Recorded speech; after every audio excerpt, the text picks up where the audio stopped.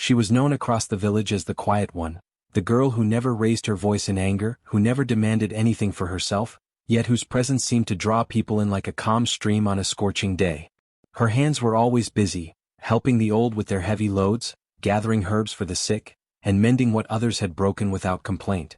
Some whispered that her strength did not come from her arms but from something far deeper, an inner steadiness that could not be shaken even when misfortune circled her life. She was not adorned with wealth, nor did she seek attention, yet her modesty carried a strange radiance. When she smiled, even briefly, it was as if the harshness of life softened for a moment, and for this reason the elders often praised her as an example of grace. But kindness, in a world where envy grows quickly, can draw dangerous eyes. Her humility, instead of disarming those around her, began to stir restless whispers among those who measured themselves by pride and power. They saw her gentleness not as strength but as a threat to the way they ruled over others with harshness. Some women, whose beauty was polished with jewelry and bright fabrics, resented how her natural glow drew admiration without her even trying. Some men, boasting of their achievements, felt unsettled by the way she earned respect without words or titles. They could not understand how a girl with so little could seem to stand taller in spirit than those who had everything. Still, she lived without bitterness. Every dawn, she would rise with the first light, tending to the goats in the small garden behind her hut. She loved watching the earth respond to care. Seeds sprouting, flowers blooming, soil giving back when treated with patience. Children often followed her around, tugging at her hands, for she told stories not with her tongue but with gestures, smiles, and expressive eyes that painted more than words could ever capture. Even when life tested her with loss, her parents taken too early by illness, leaving her to fend for herself, she carried her grief with a dignity that silenced gossip. She never begged, never cursed her fate. Instead, she worked harder, finding beauty in small things, and those who truly observed her began to see that she carried within her a power far beyond the reach of cruelty. It was this quiet power that unsettled the cruel-hearted. To them, strength was measured by how many they could command, how deeply others feared them. They believed a woman should kneel, obey, and bend to their desires, yet this young woman seemed to kneel only in service, never in submission. Even when others tried to belittle her, she did not lash back with anger, nor did she crumble beneath their taunts. She simply looked at them with calm eyes that seemed to say she was not defined by their cruelty. That look alone, though gentle, cut deeper than any insult, for it revealed the emptiness of their pride. She had never sought to be above anyone, but she had also never allowed herself to be beneath them. In her modest way, she lived as though her worth was unshakable, and it was this unshakable spirit that began to paint a target on her back. Envy, like a creeping vine, wound itself tighter in the hearts of those who watched her. They whispered that she was too proud in her humility, that she thought herself holier than others because she did not bow to their scorn. Yet in truth she had never thought herself better than anyone. She only lived with honesty, with kindness that asked for nothing in return. The village was a place where power was displayed loudly, through feasts, through wealth, through dominance. Yet here was a girl who displayed her power in silence, through patience, through an unwavering strength that could not be stripped away. And so the stage was quietly set. While she continued to live her life with sincerity, unaware of the storm gathering, those who resented her prepared their hearts with plans of cruelty. She had no idea that her quiet strength, the very thing that made her a beacon to some, had already stirred a fire of envy in others. She walked each day with her usual grace, not knowing that soon, they would try to bend her to the ground, to break her spirit and force her to kneel in humiliation. Yet even in that moment, though she did not yet know it, the truth of who she was could never be crushed. For beneath her modest exterior lay something greater than pride, greater than fear, the certainty that no cruelty could define her.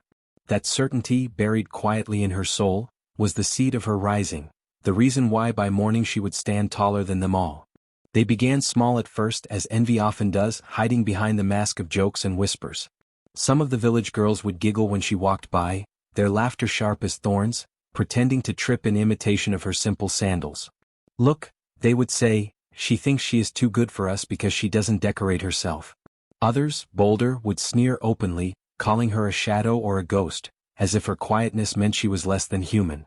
Boys sometimes threw pebbles near her feet, laughing when she ignored them, and the women with sharp tongues muttered that she only pretended to be kind so others would pity her.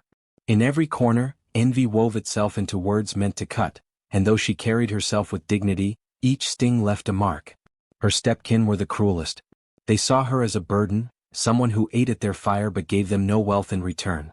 When chores were divided, she was always given the hardest, scrubbing pots until her hands blistered, carrying water until her shoulders ached, bending in the fields long after the others had gone to rest. If the work was done well, they claimed it was not enough. If she faltered, they mocked her weakness. "You were born to kneel," her stepkin sneered more than once, "and kneel you will." They forced her to serve at feasts, not as a guest but as a servant, making her sit on the ground while others ate from full plates. The villagers, too, found cruel ways to test her spirit. They sent her to gather firewood in the hottest sun, knowing the thorns would tear at her skin. They laughed when she stumbled under the weight of baskets filled beyond reason. Sometimes they demanded she do tasks meant for 2 or 3, and when she completed them they simply found more. The cruelty was not in the work itself, but in the way it was meant to humiliate, to press her down until she broke. Yet she did not break. She lowered her head, she carried the weight, she bore the jeers, and though her back bent with exhaustion, her spirit never bowed to their satisfaction. Her silence in the face of cruelty enraged them even more. They wanted her tears, her pleading, some sign that she was less than what she seemed, but instead she gave them nothing, only quiet endurance. And in that quiet they felt small, for she carried her suffering with a dignity they could not match. So they tightened their grip, thinking that if humiliation could not bend her, then perhaps repeated mockery would. They began to call her names not just in whispers but in the open, labeling her cursed, useless, unworthy. When she walked past, they would step aside exaggeratedly, as though her shadow carried disease. The children, hearing their elders' cruelty, copied it. They jeered at her in the streets, pulling at her garments, laughing when she ignored them. Some threw handfuls of dust into her hair, chanting songs of mockery. The cruelty spread like a sickness, infecting those who had no true reason to hate her but found pleasure in joining the crowd. Yet still she endured. Her hands bled, her body ached, her heart carried loneliness heavier than any basket, but she did not curse them. Sometimes when she was alone, she would sit quietly under the old tree by the river, letting her tears fall where no one could see. It was not weakness that made her weep, but the burden of carrying cruelty day after day without striking back. Her tears watered the soil, silent prayers to the earth and sky that one day the weight of injustice would shift. And though she did not know it then, the very patience that others mocked was taking root like seeds hidden deep underground. The seeds of cruelty had been planted by others, yes, but in their attempt to bury her spirit, they had also unknowingly planted seeds of something else. Strength, resilience, a power that grew quietly within her. Every insult, every humiliation, every forced chore was not breaking her. It was shaping her, hardening her will, sharpening her soul into something that would one day rise higher than they could imagine. For cruelty, no matter how heavy, cannot truly bury what was born to stand tall. The order came like a whip cracking through the night air. Lanterns flickered in the village square, their glow throwing long, jagged shadows against the ground. The people gathered, murmuring, waiting to see what humiliation would be forced upon her this time. Her stepkin stood at the front, their faces twisted with triumph, as if this night would finally prove what they had always claimed, that she was nothing, that she belonged on her knees. They dragged her forward roughly, her wrists bound with coarse rope, the dust rising beneath her bare feet as she stumbled into the center of the square. "Kneel," they ordered, their voices loud enough for all to hear. "Kneel and learn obedience." The words echoed off the mud walls of the houses, sharp as stones. Some of the villagers chuckled darkly, their eyes glittering with the cruel satisfaction of spectators. Others remained silent, their gazes uneasy, but no one stepped forward to stop it. Fear of being mocked themselves held their tongues. She looked around at the circle of faces, the sneering, the gloating, the curious. She saw children clinging to their mothers' skirts, wide-eyed, absorbing the lesson that cruelty was power. She saw men folding their arms, nodding grimly as though kneeling was the only place she belonged. Her chest tightened, not with shame, but with the ache of betrayal that none among them would speak for her. Yet she did not protest. Her lips parted as if to breathe a word, but she released only silence, meeting their stares with calm defiance. When she did not obey immediately, her stepmother stepped forward and shoved her shoulder hard, forcing her down. Her knees struck the packed earth with a dull crack that sent pain shooting up her legs. Dust clung to her skin, rising in a thin cloud as the crowd leaned closer. "This is where you belong," the stepmother hissed. "The earth accepts you better than we do." Laughter rippled through the crowd, cruel and cutting, like knives slicing through the night. They left her there, kneeling in the dirt as the torches burned low. Hours passed, but no one offered her water, no one gave her rest. Every time she shifted, trying to ease the pain in her legs, someone would bark, "Don't move. Kneel properly." If her head dipped too low, they yanked her chin upward so she would meet their eyes, as if her suffering was not complete without her gaze locked on their victory. Children pointed and jeered, their voices shrill in the air, "See, she is nothing. She is made for the ground." The cold of the night bit at her skin, and still they would not release her. The rope around her wrists dug into her flesh, leaving angry red marks, but she clenched her fists silently, refusing to give them the tears they so badly wanted. Her silence was sharper than any insult, and though they laughed louder to cover it, unease flickered in a few of their faces. For even on her knees, there was something unbroken about her. As the moon climbed higher, she closed her eyes for a moment and let her breathing slow. Beneath her knees, the earth felt alive, steady, almost listening.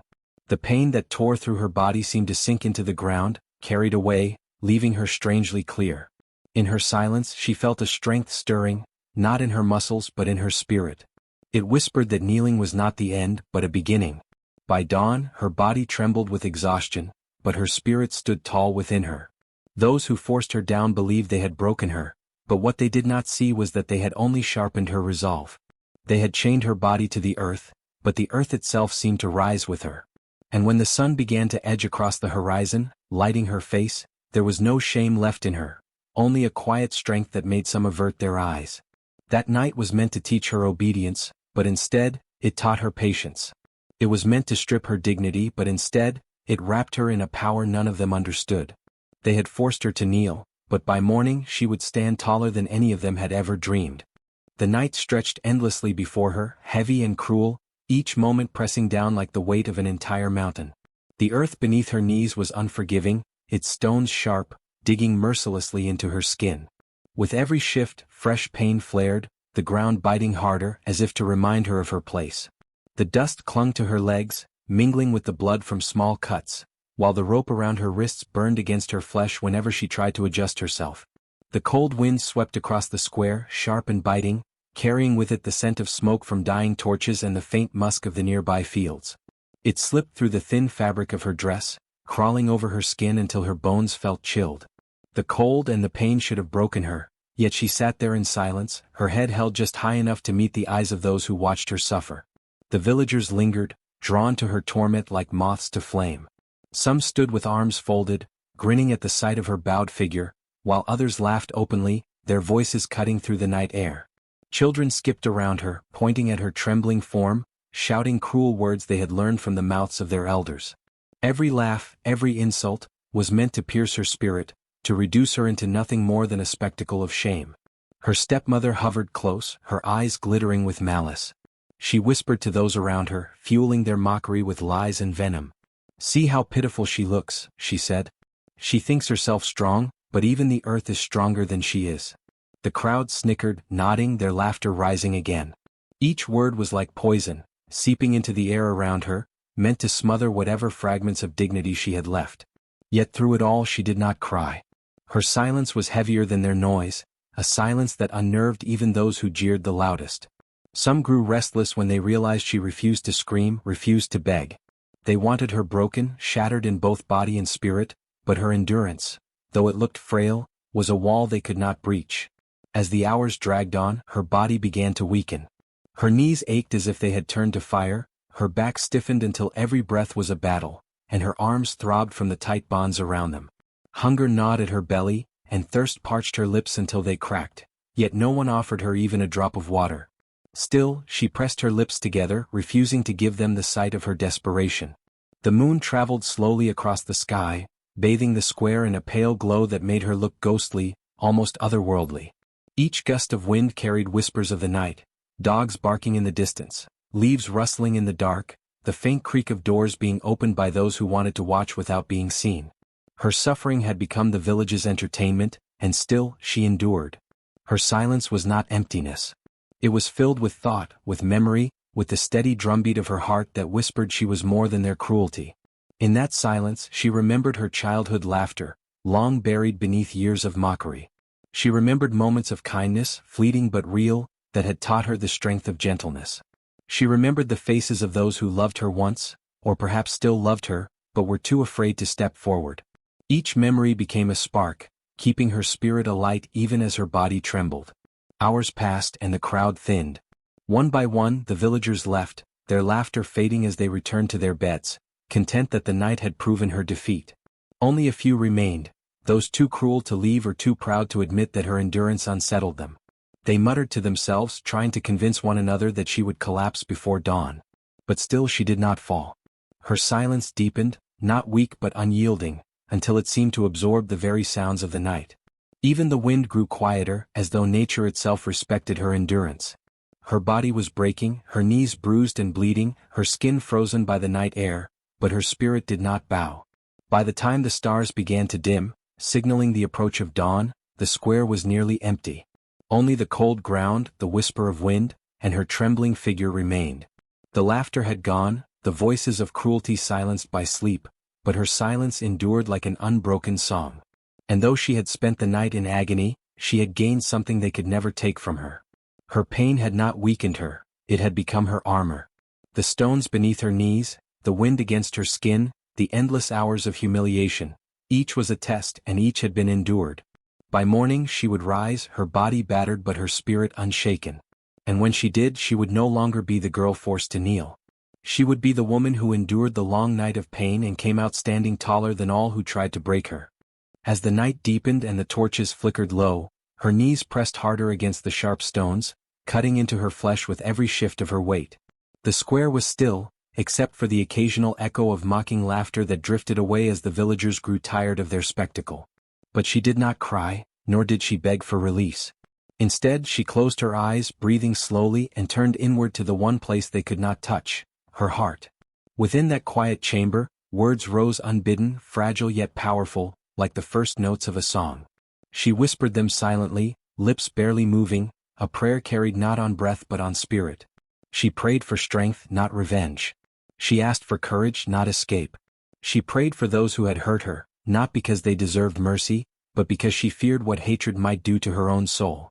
"Let my spirit not be broken," she whispered within. "Let the stones cut my knees but not my heart. Let the cold pierce my skin but not my faith." Above her, the stars blazed as if leaning down to listen. The moon, pale and watchful, seemed to soften its glow, resting gently on her bowed figure. The earth beneath her knees vibrated faintly, a pulse she had never felt before, as if the ground itself was acknowledging her words. Somewhere in the stillness, the old spirits of the land stirred. They were not seen, but their presence hummed in the silence, brushing against her like an unseen wind, wrapping her in a cloak of unseen strength. Her prayer reached out beyond her body. It seeped into the soil, carried into the roots of the trees at the village's edge. The leaves rustled softly though no breeze passed. The air thickened, almost alive, listening. Even the stars appeared to burn brighter, aligning in a way that made the sky feel less like a canopy and more like a vast audience watching her with reverence. Her body trembled with exhaustion, but her spirit grew taller. She realized that her pain was no longer hers alone. It had been witnessed by the sky, absorbed by the ground, taken into the rhythm of the night. Her whispered prayer had turned her humiliation into something sacred, a ritual no one had intended but which the universe itself had accepted. The laughter of those who had mocked her earlier still echoed faintly in her ears, but it no longer pierced her heart. Instead, she felt a strange calm, as though every stone that bruised her knees was becoming part of her foundation. Every shiver of the cold wind was chiseling her into something unbreakable. When her strength wavered, she whispered again, and each word felt like planting a seed. Seeds of endurance, seeds of courage, seeds of hope. She imagined those seeds taking root in the soil beneath her, growing into unseen trees that would one day cast shade over the very square where she knelt. She imagined the future, where children would pass by and feel an inexplicable strength in the ground without knowing it had been born from her prayer. And the spirits listened. Old ones, whose names had been forgotten, lingered around her like guardians. They could not change her suffering, but they could honor it. They could carry her whispered prayer into eternity. The night no longer felt endless. It became a vast, sacred temple, and she, kneeling in her pain, was no longer a prisoner but a priestess. By dawn, her lips were dry and her knees raw, but her heart was radiant. She had whispered her pain into prayer, and the stars had answered not with words but with presence. And though the villagers thought they had forced her into humiliation, she knew, in the quiet sanctuary of her spirit, that she had been lifted into something greater than any of them could understand. Would you like me to make this even more symbolic and mystical, with the ground, stars and spirits actively responding to her prayer in subtle ways? Or keep it grounded in realism with only her inner strength shining through? The night dragged on, and as the torches burned lower, the crowd's cruel laughter faded into uneasy murmurs. She was still kneeling, her body trembling with exhaustion, her knees raw from the stones beneath her. But something had changed in the air. Midnight came, and with it, a stillness so deep that even the insects seemed to pause their endless song. The square grew heavy with silence, a silence so thick it pressed against the chests of those who had come to watch her suffering. At first, it was only a faint quiver, so slight that the people thought it might have been their imagination. The ground beneath their feet seemed to stir, as though something ancient was waking. A clay pot on a nearby step rattled, tipping slightly before settling again. Children clutched at their mothers' hands, whispering that the earth was moving, but the elders hushed them, insisting it was nothing more than a trick of the night. Yet deep inside, unease took root. The air grew heavier, thicker, harder to breathe. A strange weight pressed down upon the square, as though the very sky had lowered itself to listen. The villagers shifted on their feet, tugging at their garments, suddenly aware of their own cruelty. Their laughter seemed distant now, shameful, echoing in their minds. They looked at the girl, still bowed, still whispering something into the silence, and they felt a prickle on the backs of their necks. She seemed smaller than ever, yet somehow greater than all of them. The torches flickered violently, though no wind stirred. Shadows stretched unnaturally across the ground, bending and twisting in ways that did not match their owners. Some swore they saw the outlines of figures standing in the darkness just beyond the circle of light, tall, watchful, unmoving. Spirits, perhaps, or the memory of ancestors long buried beneath the soil.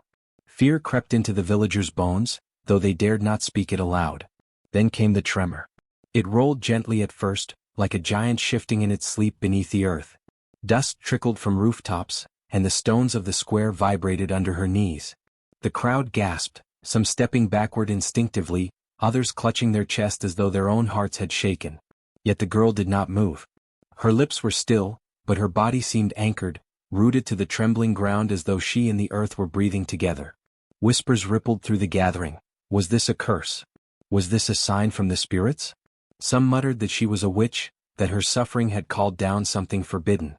Others fell silent, unable to explain the sudden dread that made their skin crawl. It was no longer entertainment, it was something holy or dangerous or both. The moon seemed to brighten unnaturally, its silver light spilling across the square like water. It washed over the girl's bowed form, illuminating her as though she alone belonged to the night's favor. Her shadow stretched long, reaching across the ground like a crown laid at her feet. A few villagers instinctively lowered their heads as though in respect, though none of them would admit it aloud. The animals stirred restlessly at the edges of the village. Dogs whined, pulling at their chains, while goats stamped nervously, their eyes wide with fear. Birds, awakened from their sleep, burst suddenly into the night sky, circling above the square in chaotic patterns. The natural order of things had shifted, and all creatures could feel it. The elders exchanged troubled glances. They had meant to teach her a lesson, to break her spirit and restore their power. But instead, something unseen seemed to rise from her endurance. The square no longer belonged to them. It belonged to her suffering, her silence, her prayer. And the spirits that moved in the earth and air were bearing witness. Those who had mocked her earlier now stood with dry mouths, their throats tight with fear. Some tried to leave, only to find their feet strangely heavy, as if the ground itself resisted letting them go. The younger ones clung to their mothers, whispering that the girl's prayer had been heard. The elders snapped at them to stay quiet, but even their voices cracked with unease. The girl, meanwhile, felt the change not as terror but as warmth rising from beneath the stones. The earth's tremor pulsed like a heartbeat beneath her, steady, strong, as though the land itself had placed its hand beneath her suffering body to hold her upright. The air, though heavy, felt thick with presence, as if unseen companions surrounded her. Her whispered prayers no longer seemed to vanish into emptiness. They had been received, carried upward into the stars, downward into the soil, outward into the night. Midnight had passed, and with it, the night had shifted into something extraordinary. What was meant as humiliation had become revelation. Those who watched could not explain it, but they felt it in their bones. Something greater than themselves had awakened, and it had risen in answer to her pain. The girl's body was weary, her knees bruised and raw, her arms trembling from the long night. Yet as the silence of the square deepened and the uneasy murmurs of the villagers faded, She drew in a breath that did not feel like her own. It was steadier, fuller, as though something vast and ancient flowed into her lungs. Slowly, as if guided by an unseen hand, she lifted her head. Her eyes, once downcast and dim with pain, now burned with an unshakable light. They glimmered in the moon's silver gaze, not with anger, not with despair, but with a resilience so fierce that those who met them instantly looked away. The villagers who had mocked her suddenly felt exposed, as though her gaze cut into their souls, reminding them of every cruel word, every selfish act, every seed of malice they had sown. No voice passed her lips, yet her silence had changed. It was no longer the silence of weakness but of power contained, the stillness of the earth before a storm, of a tree that endures every season yet never bends to cruelty. She seemed taller though her body remained bent, and a strange dignity cloaked her shoulders like a garment of fire. Around her, the air thrummed with presence.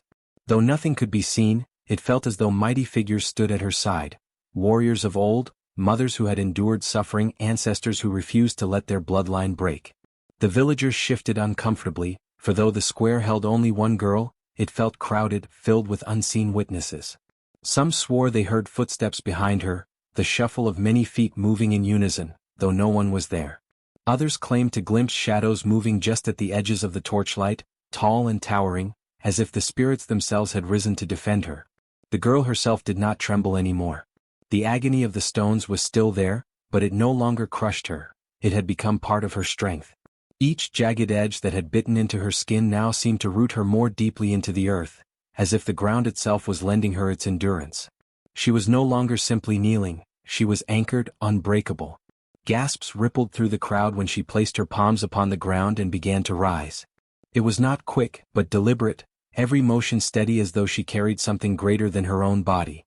Her knees wavered, but she pushed upward, her spine straightening inch by inch.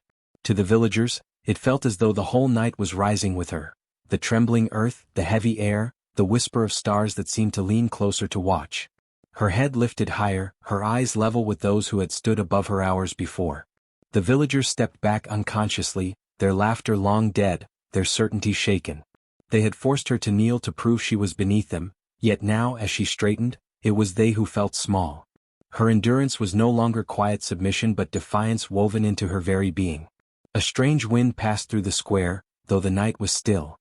It stirred the ashes of the torches and carried with it the faint scent of rain though no cloud marred the sky. Some whispered that it was the breath of the spirits, a sign that her prayer had been accepted. Others bowed their heads, ashamed, fearing they had mocked one who carried divine favor. Her step-kin, who had pushed hardest for her humiliation, tried to speak, but their voices faltered. One stammered, "She is only a girl," but even as the words left their lips, they felt the lie in them. She was no longer only a girl. She was something larger, a vessel of strength they could not bend no matter how they tried. By the time she stood fully upright, the square no longer felt like a place of punishment. It had become something sacred, a ground of transformation. She did not shout, she did not curse, she did not strike out. She only stood, her face lifted, her eyes blazing with the fire of endurance, and that was enough. The people around her felt their knees weaken, as though they should be the ones bowing before her. A hush fell, thick and reverent, broken only by the distant cry of a night bird. The villagers who had gathered to see a girl broken now found themselves witnessing the birth of something far different.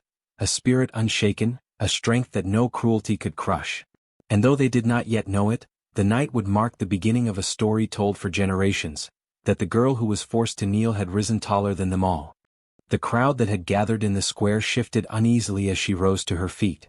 The air pressed heavily on their chests, thick and suffocating, as though the night itself had turned against them. At first it was only silence, an unnatural stillness that made every heartbeat sound louder, but then the weight of something unseen began to settle upon the cruel ones who had demanded her humiliation. The first to falter was a man who had laughed the loudest when she was forced to kneel. His voice had mocked her trembling, his words had cut deeper than the stones beneath her knees. Now, as her burning eyes swept across the crowd, he clutched his chest and gasped for air.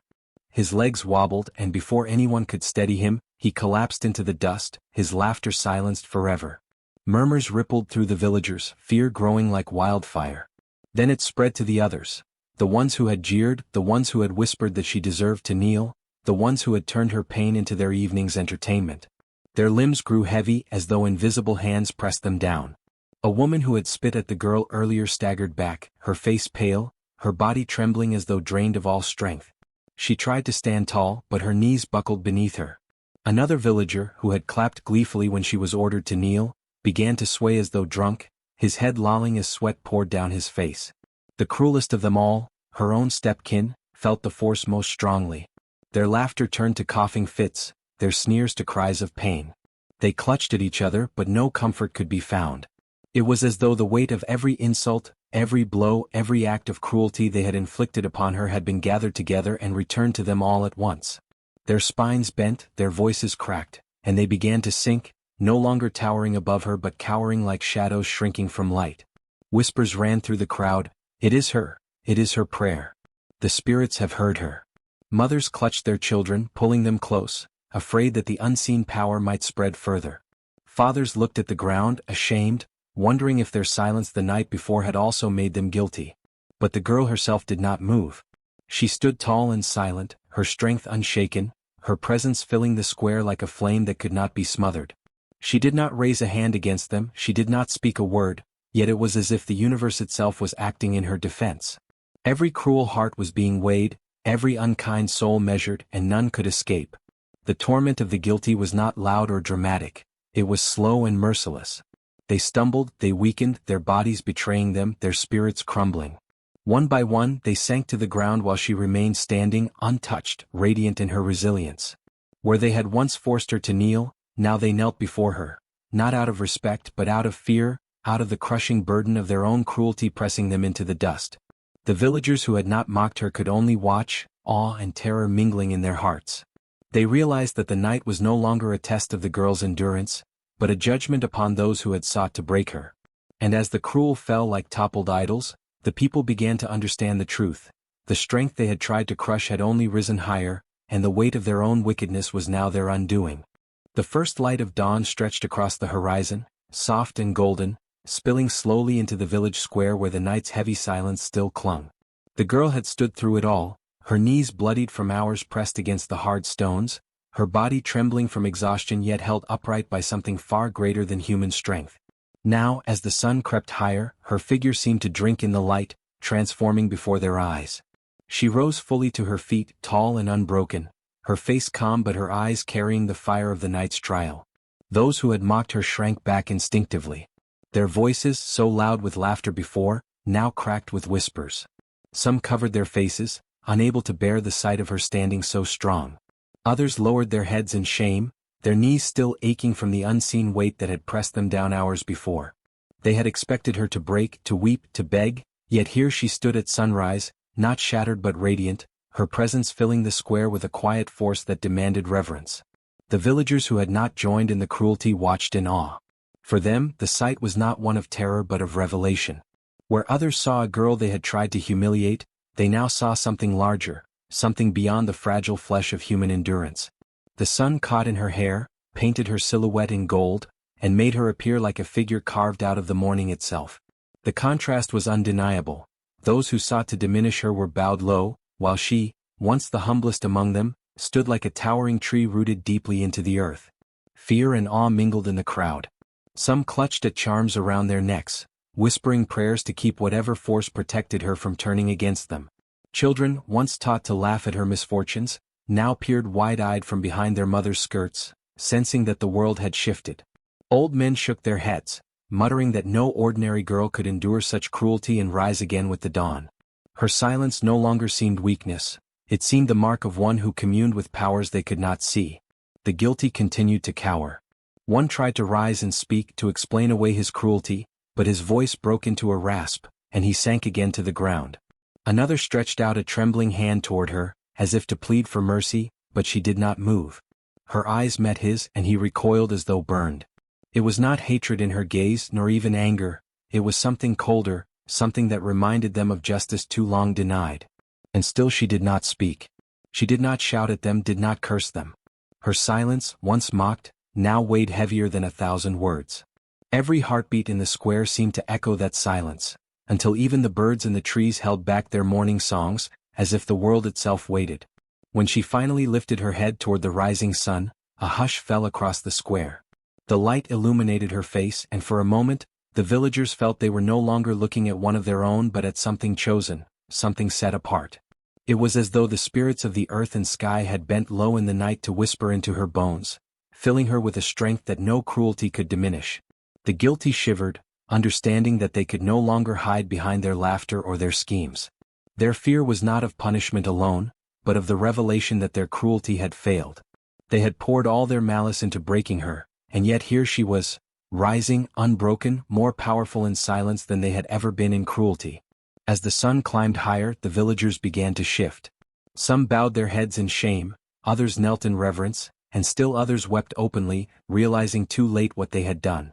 For years they had seen her as lesser, a girl to be mocked and burdened, but in that dawn they saw her differently. She was no longer the girl they had tried to force into the dust. She was the reminder that strength lives in silence, that humility is not weakness, and that no cruelty can outlast the rising of the morning light. When she finally stepped forward, her movements were slow but steady, her body marked by pain but her spirit untouched. The crowd parted before her, not daring to block her path. She walked past them with a calm dignity, her eyes fixed on the horizon as though she belonged not to their world anymore but to something greater. Behind her, the villagers whispered and bowed, their fear laced with awe, their hearts heavy with a new truth. They would never look upon her, or upon silence, the same way again. Her story did not remain in the square where dawn first revealed her strength. It seeped into every corner of the village, whispered from mouth to mouth until it became a fire no silence could extinguish. The girl who had been forced to kneel all night, the girl whose knees had bled on the cold stones, was no longer remembered as a victim. She was remembered as the one who rose at sunrise taller than those who had sought to crush her. Her endurance, her silence, and her rising became the seed of a legend that carried through generations. Parents, who once might have joined in laughter or turned away from cruelty, now told their children her story in hushed tones. They would point to the square where she had knelt and say, "Never force another to bow in cruelty, for the earth does not forget.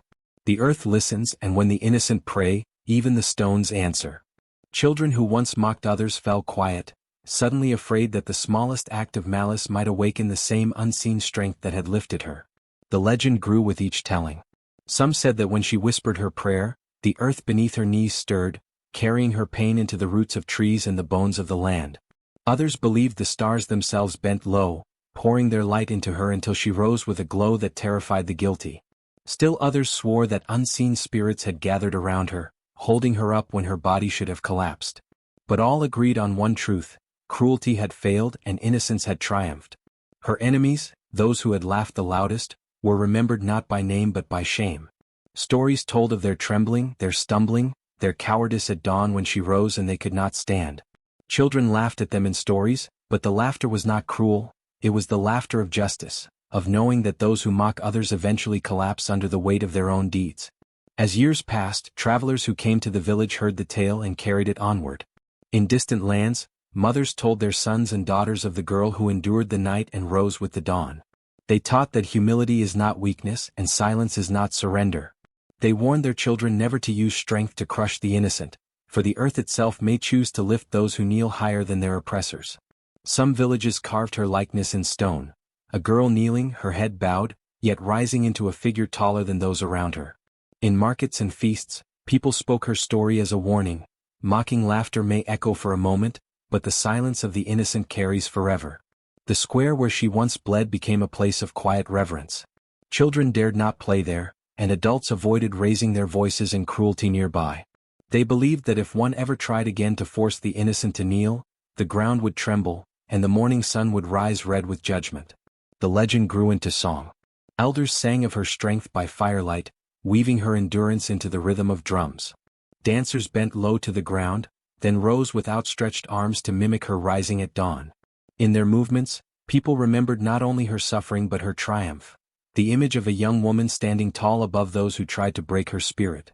In time she became more than a memory of one village. She became a symbol. To the weary, she was proof that pain endured with dignity could be transformed into power.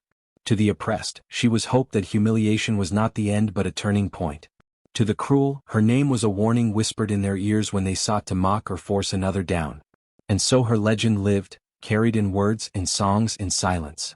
Generations later, when a child cried from being mocked or a stranger was shamed unfairly, someone would speak her story, Do not mock, do not press another to their knees. For the earth remembers, the dawn rises, and the innocent will stand taller than us all.